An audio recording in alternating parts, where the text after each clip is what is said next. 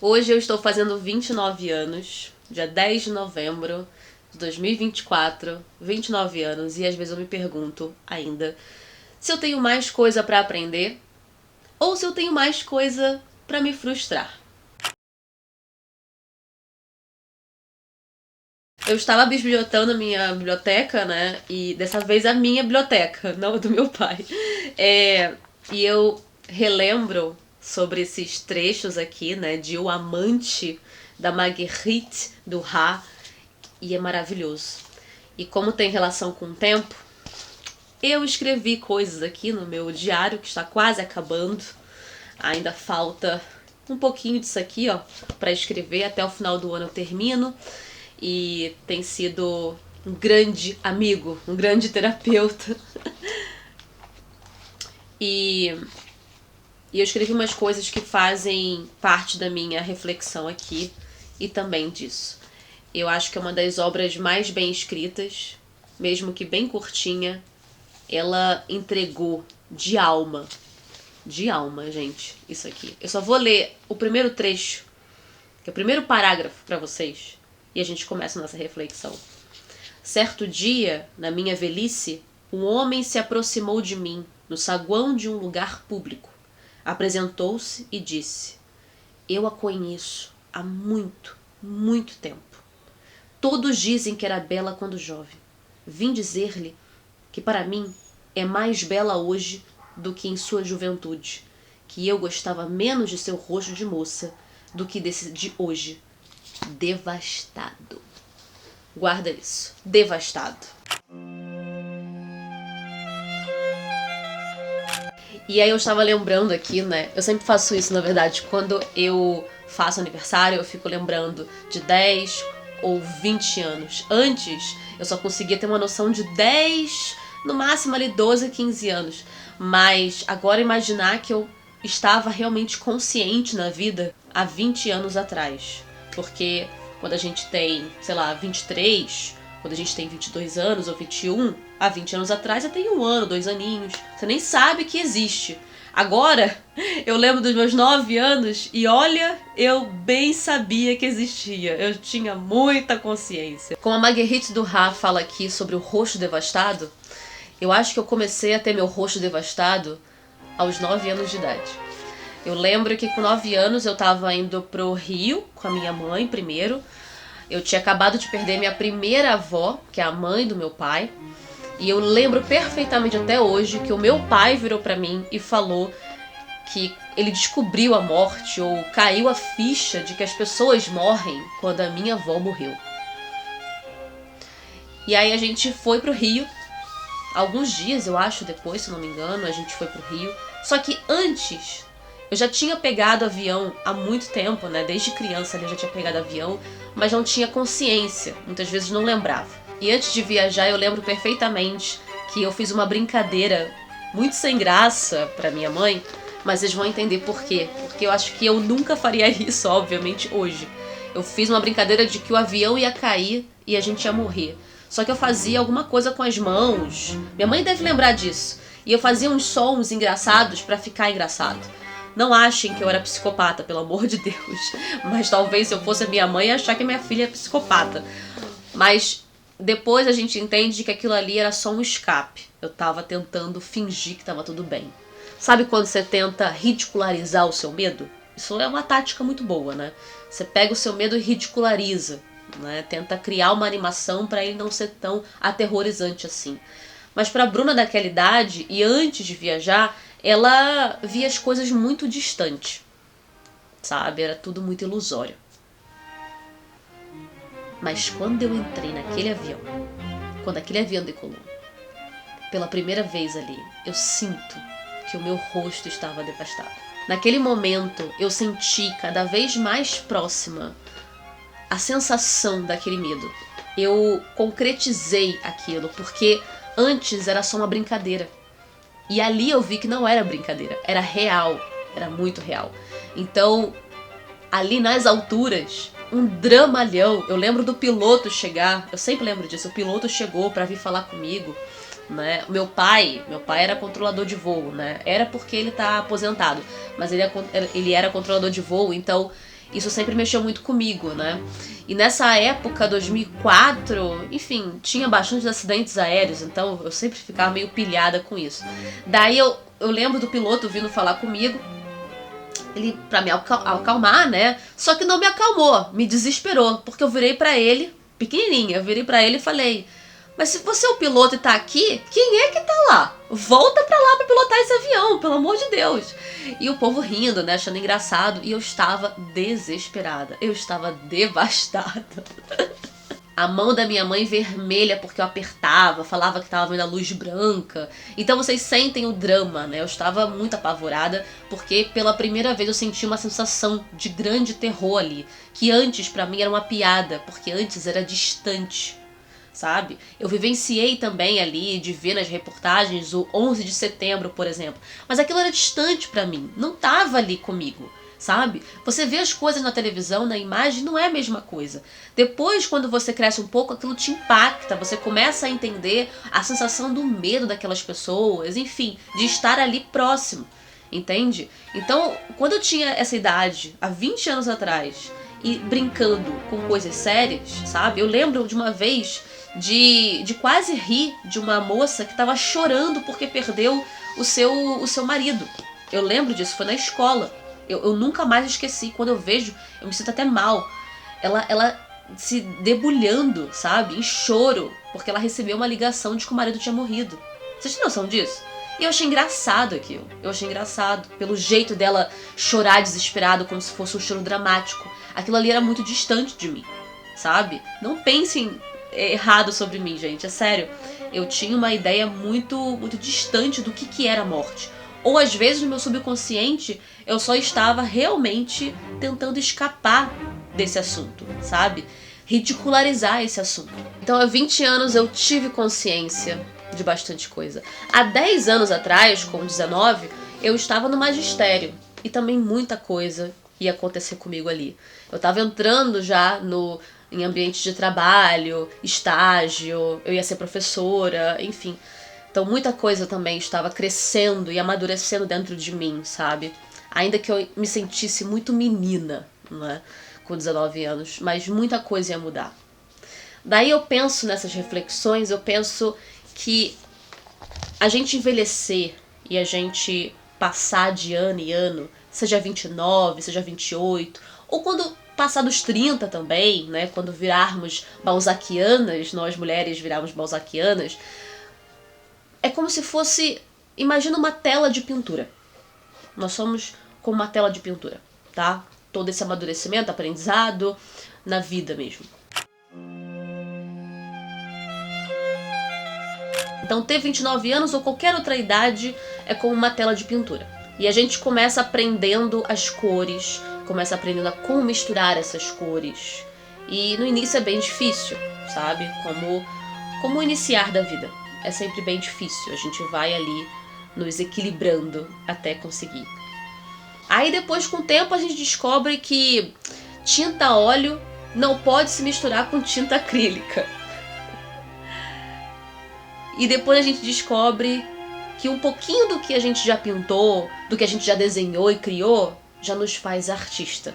E aí com o tempo, quando a gente cria mais, pinta mais e começa a se sentir tão talentoso naquilo, um errinho, gente, um errinho já nos frustra. Toda aquela vontade de aprender e de criar, né, colocar mais cor e vida, quando alguma coisa sai dos nossos planos, a gente vai se frustrando e se frustrando. A gente vai ter a mesma capacidade, a mesma força de arremessar a pintura contra a parede e deixar lá, esquecida. Deixa lá. Mas, com o tempo, a gente tem também uma outra força, né, de voltar e ir atrás daquela pintura de novo. E aí a gente conseguir encontrar, pegar a pintura e erguer assim pra ver o estrago, né? A gente vê o estrago e tenta consertar esse erro. E no início a gente não sabe o que criar, né? A gente fica ainda pensando no que criar. No início, quando a gente é mais novo, a gente tem aquele desenho bem clássico, né, de criança, que é a casinha, o sol, a nuvem, aquela árvore, e parece que a gente desenha tudo igual, né? Parece que toda criança desenha igual, porque a gente faz exatamente igual a casinha, a árvore. E esse é o nosso desenho clássico, né? Então a gente começa desenhando isso. Depois a gente não quer mais desenhar casinhas. Depois a Bruna de 9 anos, depois que experimentou aquilo ao entrar naquele avião, ela não quer mais desenhar casinhas. E hoje eu faço borrões. Faço os borrões pra lá e pra cá. Enfim. E aí eu penso o quão radical isso mudou, né? A gente saiu da casinha e foi pra esses tipos de pintura. Sabe? E hoje eu quero voltar a desenhar casinhas. Eu quero voltar às minhas casinhas. Ao sol sorridente, à nuvem, e mais nuvens, e aqueles passarinhos que eram o formato de V. Eu tenho vontade dessas casinhas de novo. Mas não dá mais pra voltar. Porque agora não faz mais sentido as casinhas. Agora a gente já experimentou o fruto. A gente já tem consciência. A gente já sabe que tá aqui. A gente já sabe que daqui a 40 ou 50 anos não estaremos mais aqui também. A gente já tem consciência desse envelhecimento. A gente já tem consciência de uma morte futura. Entende? Então pensar que agora, com 29 anos, há 20 anos atrás, eu já tinha consciência disso, que poderia acontecer comigo, é um pouco triste, sabe? É triste porque era bom talvez quando a gente não tinha tanta consciência, quando tudo era mais fácil. Aí eu lembro da música da Dinah Washington, cantora maravilhosa, que ela canta One Day You're Young, Too Soon You're Old. Ou também quando ela fala And My Life is Like the Dust. Eu amo essa música, The Bitter Earth. Então será que esse vai ser meu destino? Meu destino vai ser fazer borrões em tela de pintura. Minha vida vai ser como uma poeira. And my life is like the dust. E eu vou ter o rosto devastado. Esse é o destino de todo mundo. O rosto devastado é o rosto que já conheceu coisas. É o rosto que já experimentou as coisas. Por isso que no livro O Amante, ela fala isso. O homem, né, que a vê, fala que a conhece. E fala que gosta mais desse rosto devastado de hoje do que o rosto da juventude. Porque o da juventude, por mais que ele seja mais novo, talvez mais bonito, né, sem rugas, ele ainda não experimentou o que há de pior neste mundo. Ou o que há de melhor também. Mas ele ainda não experimentou, ele já não viu, ele não viu ainda. Então eu entendo como devastado, começa ali o rosto devastado e começa o momento do seu conhecimento. Com o passar do tempo, você vai conhecendo, você vai experimentando, você vai tendo sentimentos e sensações. Então é surreal, cara, que eu tenho certeza que naquele momento, há 20 anos atrás, o meu rosto começou a ficar devastado. E ele continua devastado. Continua bastante devastado. E fico imaginando daqui a alguns anos como ele vai estar. Sobre os borrões, eu diria muito que os borrões nas minhas telas tem a ver com preguiça da fase adulta, tem a ver com achar alguma coisa e aí no final sabe que não encontrou nada e não vai encontrar nada, então aí você só faz aquelas misturas. Isso é uma coisa que acontece com todas as minhas pinturas. Eu começo com um plano e depois eu falo que ele não vai chegar em nenhum lugar e eu vou lá e rabisco tudo. Ou também uma falta de dom, eu não tenho esse dom de criar coisas realistas. Ou também uma maneira de não criar coisas realistas. Criar só uma mensagem por trás que talvez só eu vou saber. Entende? E aí começar a fazer aquilo mais pra mim e não para os outros. Quando você é criança, você tem talvez aquela vaidade infantil de querer mostrar que conseguiu fazer alguma coisa. Eu já não tenho mais isso, entende? Eu só quero talvez procurar algo para mim. Entende? E eu acredito muito que com o passar dos anos a gente vai buscando mais isso. É isso, gente. Tudo isso que eu falei tá aqui no meu diário. Também tem a ver com as minhas anotações que eu fiz de O Amante, que eu fui relendo. E é isso. Feliz aniversário pra mim. Fiz 29 anos. E eu acho que agora, a partir de agora, vão ser momentos de muito rosto devastado, porém também acredito que de mais aprendizado. E eu estou feliz. Estou satisfeita. Gosto da cidade. Acredito que vou gostar das próximas também. E é isso. Até porque não tem muito o que fazer, né? Eu não posso impedir o envelhecimento. Então é isso. Eu espero que vocês tenham gostado. E deixa nos comentários se fez algum sentido o que eu falei. Qual foi o momento que o seu rosto começou a ficar devastado? Vocês têm histórias? Me contem. Você tem 29 anos também? Me conta. Vai chegar aos 29. E é isso. E eu agradeço por ter assistido. Vê na descrição também, eu tenho um clube de leitura. Se inscreve no canal. E esse vai ser o estilo a partir de agora. Mas eu vou trazer outros estilos de vídeo, como vlogs ainda, porque nesse momento, entre o dia 8 e esse dia que você está assistindo, eu estou em São Paulo. Então eu fui na feira da USP, eu andei por São Paulo, visitei lugares, então provavelmente no próximo domingo a gente vai ter vlog viajando alguns dias em São Paulo. Então espero que vocês gostem. E é isso. Obrigada. Tchau.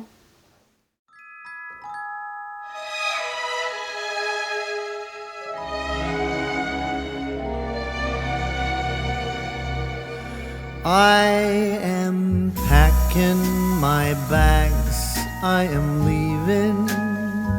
Think I'm going to Paris or Rome. I gotta get out of this god-awful place that I used to call my home. Maybe I'm going to London. Gotta find someplace new. I'll move to a dump in a faraway slum to help me forget about you. I might be going to sunny California. I'll go surfing the waves till I drown.